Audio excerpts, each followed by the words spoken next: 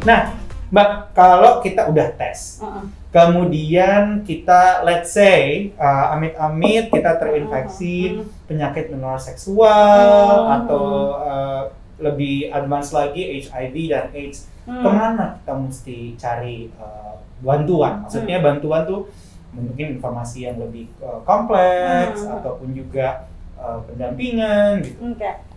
Kalau misalnya baru infeksi menular seksual gitu ya, pergi hampir setiap puskesmas di Jakarta gitu ya, itu sudah cukup komprehensif untuk bisa membantu tes darahnya ini tuh. Kecuali kalau puskesmas memberikan kita surat sehingga kita harus ke RSUD terdekat. Ya, tapi kalau kamu bisa afford, kamu bisa cari sendiri praktek dokter kulit dan kelamin. Tapi bener-bener ya, jangan berobat sendiri. Kan ada orang tuh ya sekarang gitu berobatnya macam-macam loh sekarang, aneh-aneh, tau nggak berobatnya apa? Jadi gini, kalau di zaman gue, lama banget itu, membersihkannya pakai bir.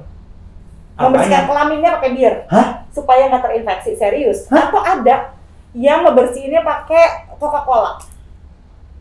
I don't know why. Itu konsepnya apa tuh? Bir kan alkohol kali ya, gitu ya, segala macam. Kalau zaman sekarang ada aja tuh nyobanya pakai gini. Kalau zaman sekarang agak lucu, pakai hand sanitizer karena ada 70% alkohol. So diharap dengan membersihkan kelaminnya pakai itu seolah-olah desain. Padahal kalau vagina itu makin parah, ya kan, nggak boleh kan. Terus yang lebih lucu lagi adalah sekarang pada pakai odol. Gue makin dari tadi hahaha doang. Karena gila, ini nggak bener-bener nggak masuk akal. Iya.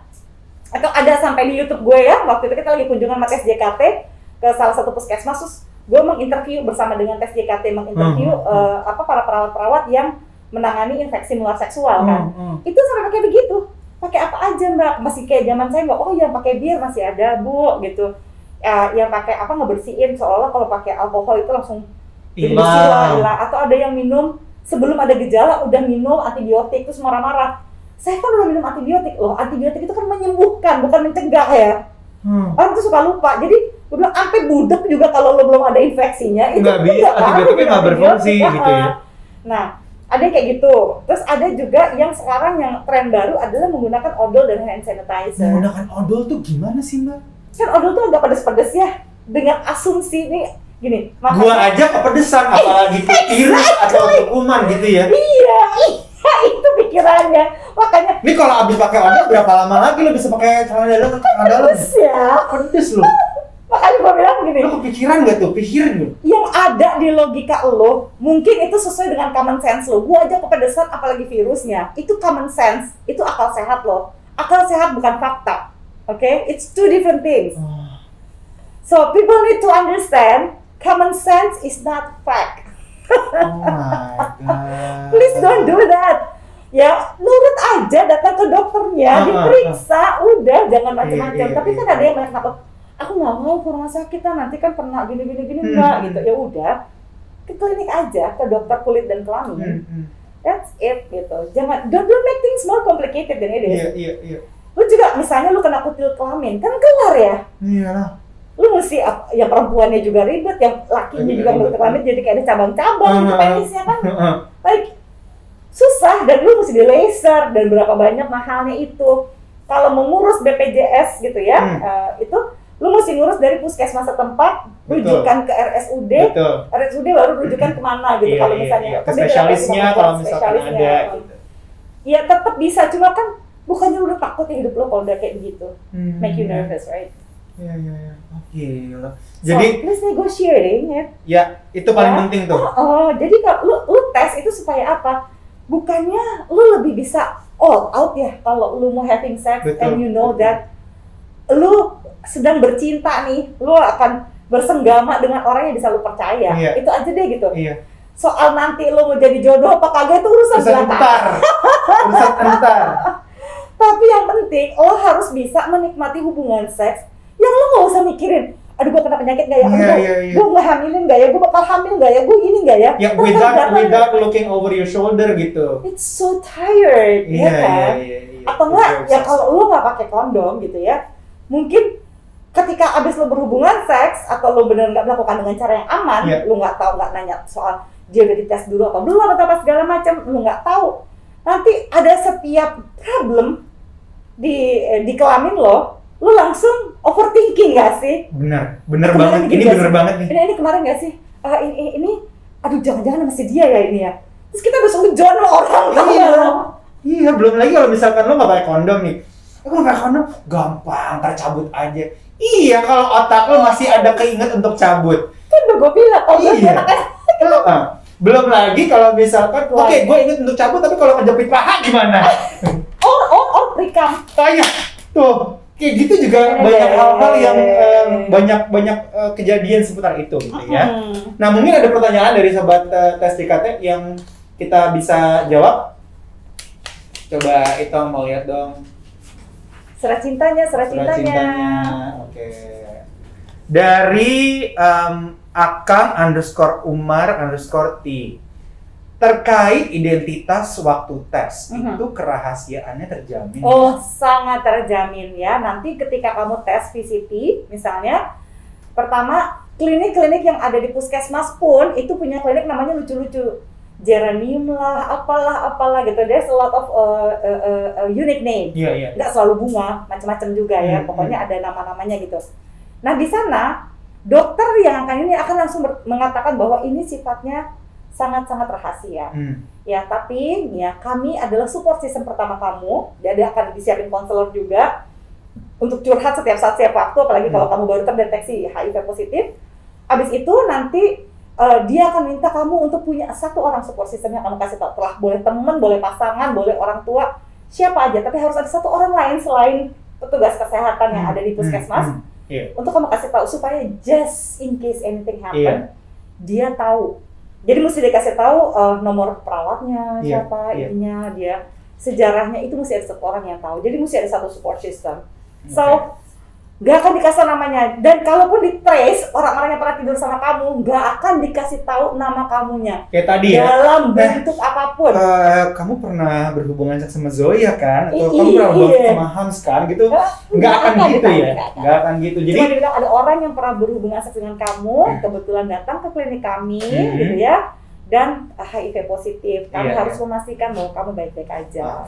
Jadi memang kerahasiaannya pasti terjamin. Ini pertanyaan yang kedua nih apa? Oh, belum, masih di apa disebutin aja? Apa katanya? Ini tindakan preventif buat having sex sama partner yang udah bagaimana? Tindakan preventif untuk berhubungan seks dengan partner yang mengidap HIV/AIDS. Kondom always. Tapi ya hati-hati ya, gini. Kalau misalnya partnernya dalam konteks pernikahan. Dan ingin punya anak, ya bisa nggak ada yang sudah ODA, sudah HIV positif tapi ingin punya anak? Bisa, dimana biasanya nih caranya nih agak lumayan complicated, tapi selalu ada jalan keluar. Ya setelah 6 bulan kamu rajin minum ARV, ya selain kamu harus melakukan tes viral load. ARV, by the way, antiretroviral ya? Antiretroviral itu biasanya akan dikasih pada kamu ya setelah 6 bulan. Ya, biasanya kamu akan disuruh untuk tes. Dites viral load untuk mengetahui apakah si ARV-nya ini, antiretroviralnya ini benar-benar bekerja baik terhadap tubuh kamu. Kedua, dia harus mengurangi jumlah virus. Ketika jumlah virusnya sudah ditekan dalam jumlah tertentu, ya dokternya akan ngasih tahu, itu kamu boleh melakukan hubungan seks dan bisa punya anak. Di mana pasangan kamu yang misalnya negatif, dan pasangan kamu yang tidak melakukan hubungan, pasangan kamu juga kamu ingin punya anak gitu ya, anak kamu juga akan negatif. Tapi biasanya pada saat melakukan hubungan seks itu si pasangannya ini dikasih PrEP, PrEP ya? Iya. Dikasih PrEP, kasih PrEP. Nah itu biasanya juga membantu gitu untuk preventifnya. Cuma gini, jangan di abuse ya PrEP-nya ini, karena banyak orang yang udah nafsu tahu pasangan HIV, nggak mau pakai kondom, pakai PrEP, nggak bisa begitu. It doesn't work like that. Nggak gitu konsepnya, Bre. Nggak gitu. Jadi banyak yang sengaja pakai PrEP dan udah gue mau hubungan seks aja. Jadi memperlakukannya sama kayak morning after pill. Ya kan? Ini balik lagi ke soal akal sehat ya. Ingat, akal sehat lo bukan belum tentu fakta. Belum tentu fakta. Buat mereka-mereka yang sama juga kayak gini, udahlah, gue nggak mau pakai kondom, gue nggak mau hubungan seks, tapi gue nggak pengen besok-besoknya juga senewan. Akhirnya pakai PrEP, terus pakai gue nggak usah sebut brand ya, pokoknya morning after pill. Morning after pill ini ya, dengan brand ini itu merupakan emergency kontrasepsi. Biasanya diberikan kepada mereka yang mengalami pemerkosaan, sehingga mereka tidak harus hamil dari anak yang dari pemerkosanya. Gitu ya, kalau tidak direncanakan banyak juga yang niat tapi nggak direncanakan. Soal pemerkosaan ini ya. Siapa sih yang mau hamil dan hamil dari anak orang yang memperkosa dia, nggak ada yang mau kan. Nah, itu biasa dikasih morning after pill. Itu adalah emergency kontrasepsi supaya dalam waktu 24 jam sampai kurang lebih 48 jam setelah kontak seksual itu tidak akan terjadi kehamilan. Lo yang biasa-biasa aja, males pakai kondom, nggak mau negosiasi, menggunakanlah si morning after pill. Akhirnya, it screw up your hormones. Lo bayangin, ini kan cuma dipakai buat sekali-kali, nggak jadi obat. Nggak terus-terusan gitu ya? Nggak dalam rangka untuk supaya apakah ada orang yang diperkosa berkali-kali, kan bukan begitu ya tujuan obatnya ini. Dan akhirnya ada beberapa orang yang menggunakan ini atau menyuruh pasangannya, ya ceweknya menggunakan ini atau si ceweknya sendiri inisiatif menggunakan itu. Entah apapun alasannya, lu bisa screw up your hormones. Ya, lu jadi bisa jadi susah, mens lu jadi nggak teratur, ini itu. Jadi banyak efek sampingnya lah, banyak efek sampingnya. Atau menggunakan PrEP aja tiba-tiba gitu. Kenapa? Ya supaya gua aman. Padahal elunya negatif, pasangan seks lu sebenarnya negatif, tapi lu males aja pakai kondom. Gitu, atau melakukan seks dengan cara aman, lu nggak mau tes sama-sama gitu. Jadi udahlah gitu ya, kalau lu cinta jangan dibikin complicated.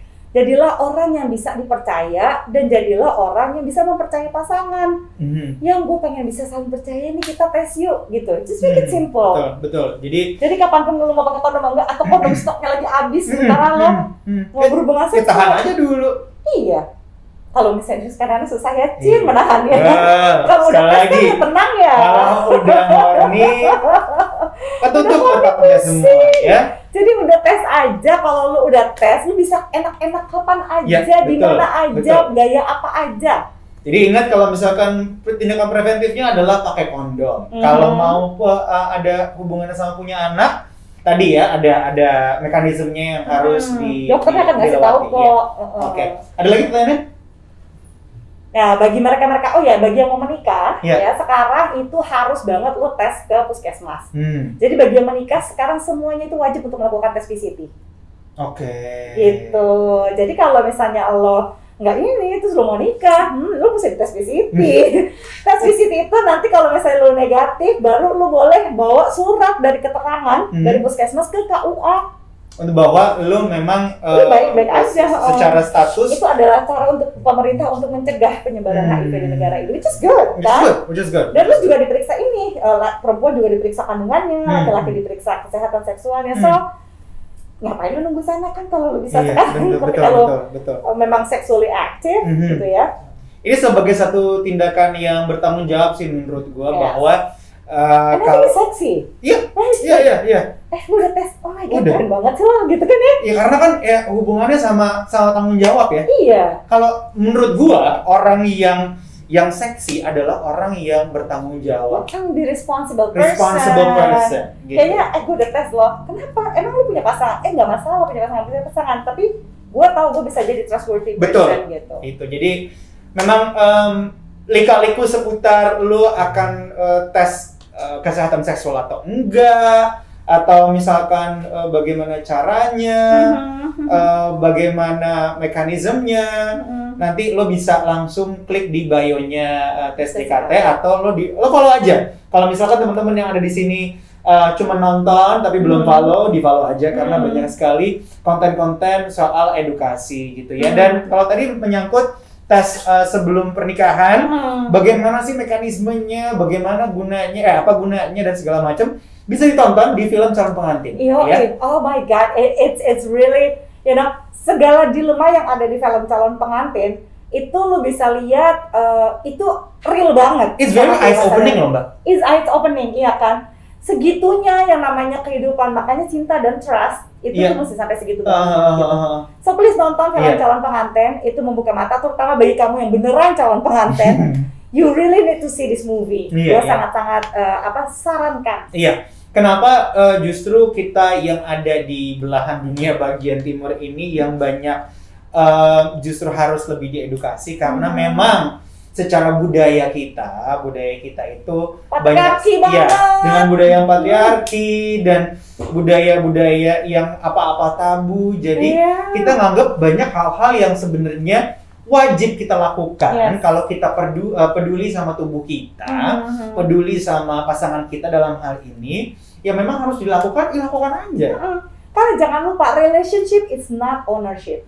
Oke? Relationship is not ownership. Ketika lo punya relasi sama orang lain, relasi yang ideal itu adalah yang setara. Yeah. Yang lo bisa mengatakan apa yang lo takuti, lo bisa mengatakan kenapa lo mencintai gitu Betul. ya. Dan lo gak usah kayak tiptoeing gitu ya in relationship yang kayak gini. Tiptoeing on the eggshells pula gitu. Jadi lo bisa mengkomunikasikan apapun dalam relationship itu. Iya, Lo gak iya. usah sembunyi-sembunyi, gak usah bohong, Nggak usah ngumpet-ngumpet Nggak usah gitu ya. ngumpet. Kalau lo merasa harus berbohong sama pasangan lo, harus ngumpet-ngumpet, harus menjaga perasaannya dia seperti telur yang udah pecah. Iya. This must be something wrong Iya, gitu iya, kan ya. Why gitu kan. Gitu. Kita enggak, sebagai orang dewasa, kita tidak bertanggung jawab untuk menjaga perasaan dalam arti bukannya nggak sopan ya. Iya. Tapi bukan arti aduh jangan sampai dia sedih, jangan sampai dia ini. Setiap orang dewasa itu bertanggung jawab terhadap perasaannya dia. Iya. Dan dia juga harus bertanggung jawab ya menjadi orang yang sehat, ya kan?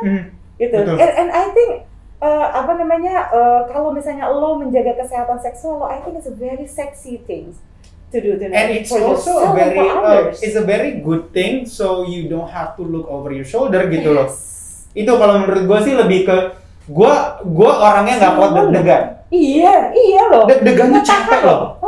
Deg-degan tuh capek kayak setiap hari. Duga-duga. Iya, terus Itu overthinking capek ya? itu aduh. Gimana ya? Oh my God. Sorry, that's Yeah. not my style.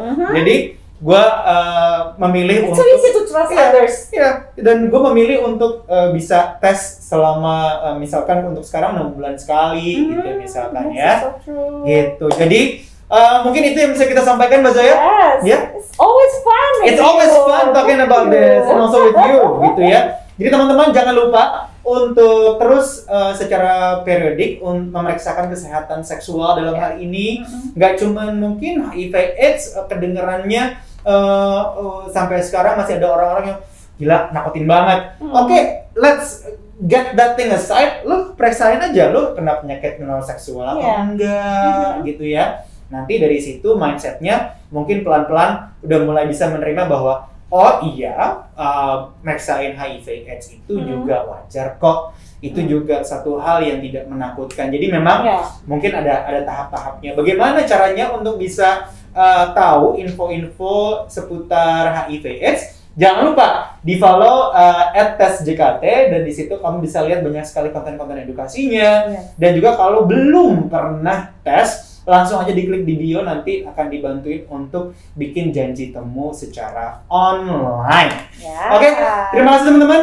Sobat Tes JKT, jangan lupa untuk mungkin DM pertanyaan yang sekarang belum kepikiran, boleh di DM juga.